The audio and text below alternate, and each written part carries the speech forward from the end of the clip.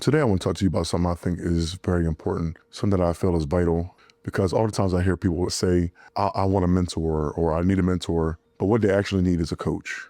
This right here will save you time, money, and frustration on your journey as you begin to pick up your trade, whether or not it's photography, videography, whether or not it's baking a cake, construction work.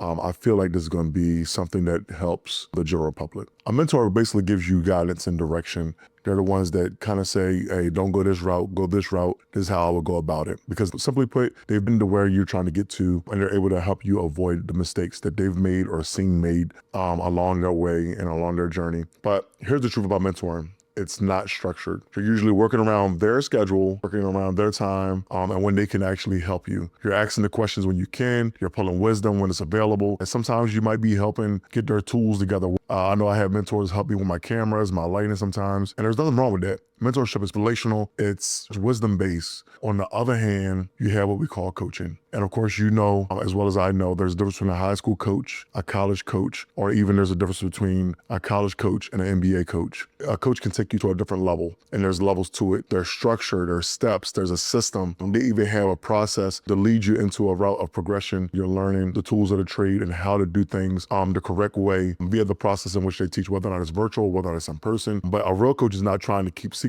They're trying to get you to results. In many cases, a great coach isn't just there trying to put themselves out as the greatest, but they're trying to make you just as great as they are. And honestly speaking, they're trying to help you win to the point that you put them out of their job. So in mentoring or coaching, both require something from you. One might require time, one might even require money, one might even require commitment. A lot of them might even require all three, but there has to be some level of investment on your part. Once again, whether or not it's money, whether or not it's time, because at the end of the day, they both, mentorship and coaching, provide you the keys to what you need. I know a lot of people harp on gatekeeping, but in all honesty, it costs them something. So it's going to cost something from you. So the real question is, do you need guidance?